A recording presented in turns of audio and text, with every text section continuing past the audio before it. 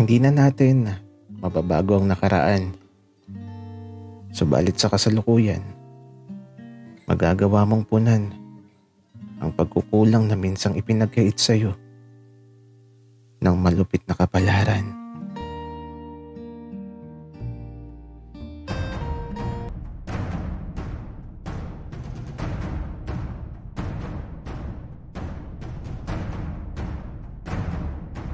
Kaibigan, huwag mong kalimutan mag-subscribe sa aming channel at huwag din kalimutan i-click ang notification bell at subscribe button. Subscribe na!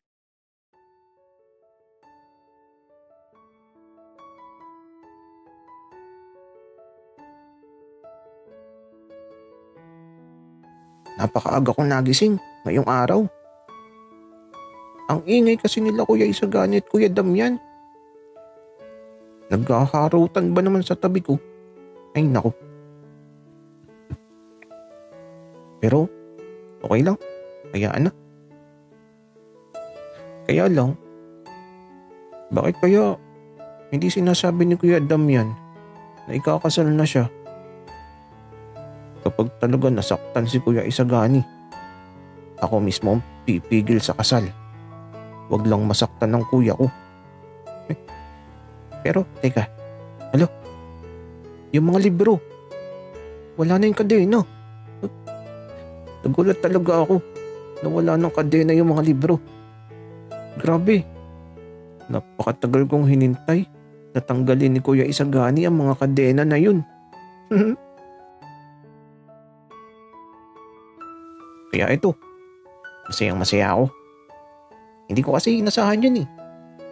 Napakatagal na panahon kong hinintay ang pagkakataon na mabasa ang mga libro. Kaya lang, mahuhuli na ako sa eskwelahan. Pag-uwi ko na lang babasahin. Hindi nyo na itatanong, mahilig talaga ako magbasa. At gusto ko, kapag malaki na ako, gusto ko maging doktor. At kapag matanda na si nanay, ako naman ang mag-aalaga sa kanya, pati kay Kuya Isagani. Tapos, gusto ko ng madaming anak. Mga 20 siguro. Pero, teka, baka malate na ako. Dadaanan ko pa kasi siya sa kanila. Baka naiinip na yun sa akin. O siya, papasok na ako. Paalam sa inyo.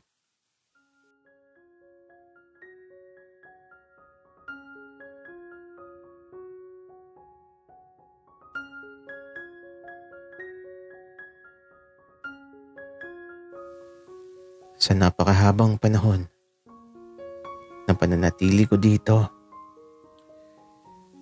bakit di ko mahanap kung nasaan ang libro? At kahit paulit-ulit kong buksan ang bawat libro, di ko matagpuan ang susi sa nakalipas ko.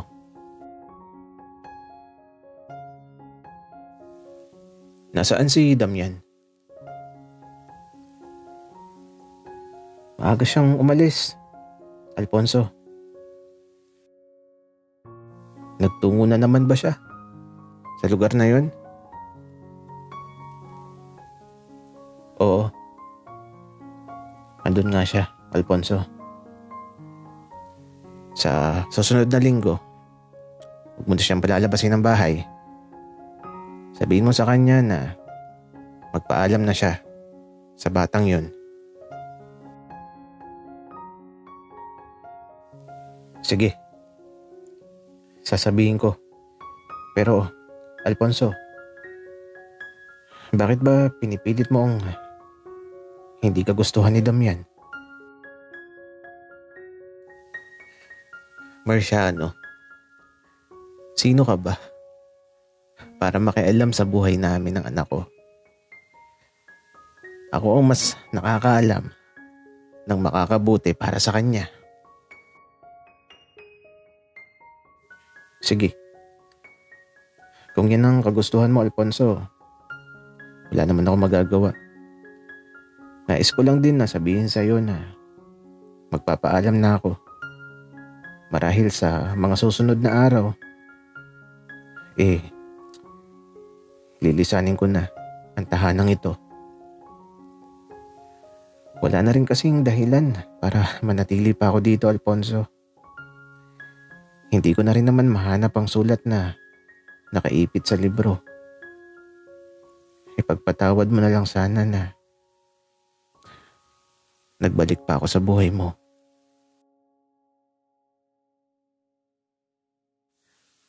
Tapos eto, hindi na sumagot si Alfonso.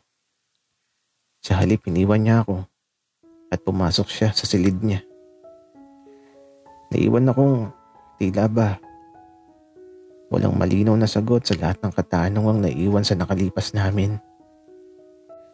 Pero dahil di ko na rin naman makita ang libro, marahil oras na din para tuluyan ko ng kalimutan ng nakaraan. Wala na rin namang silbi ang buhay ko. Siguro magpapakalayo na lang ako at gagamitin ko natitirang sandali ng buhay ko sa mga bagay na alam kong mas magiging masaya ako. Subalit tila ba napakahirap gawin ang bawat desisyon kung alam mo sa puso mo na hindi mo naman talaga mahanap sa ibang lugar ang tunay na magpapasaya sa'yo. Subalit kung wala na talagang pag-asa, kailangan mong tanggapin ang katotohanan kahit mahirap, kahit masakit.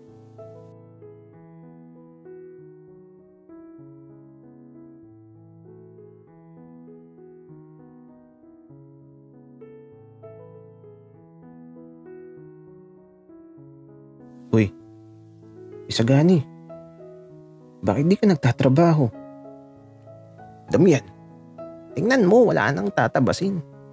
Kaya nga dapat di na lang tayo nagpunta dito. Kung sa bagay, tama ka Isagani.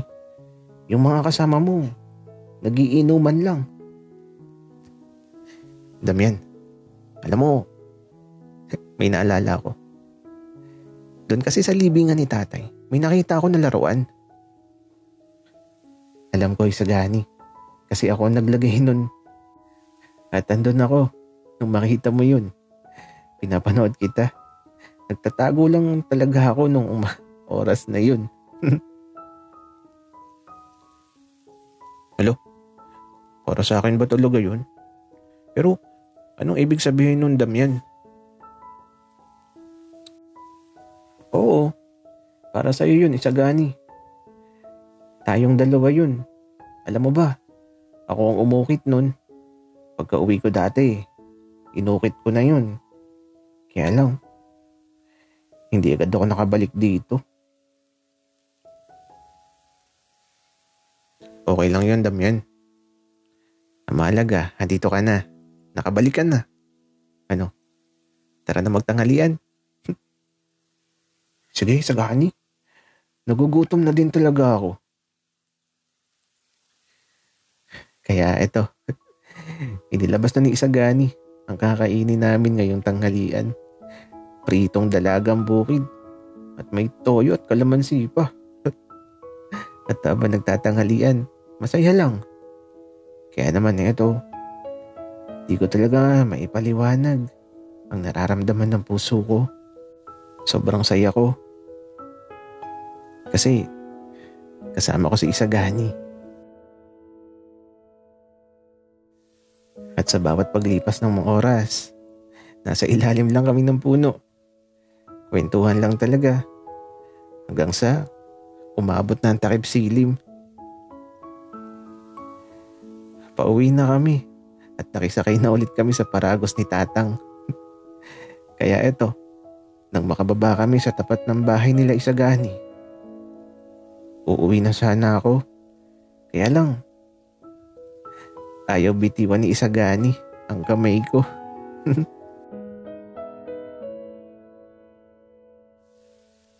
Isagani,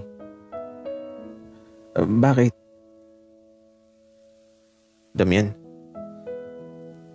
dito ka na matulog. Isagani, paano si Roberto? Damian, pwede ko naman siyang palipatin muna sa tabi ni nanay. Kung uupuan mo ako mamaya. Isagani. Uy, grabe ka. Pero sige, palipatin mo siya mamaya sa tabi ng nanay mo. Kaya eto, hinila na ako ni Isagani patungo sa bahay nila. Alam niyo na siguro ang mangyayari. Magiging hinete na naman yata ako mamayang gabi.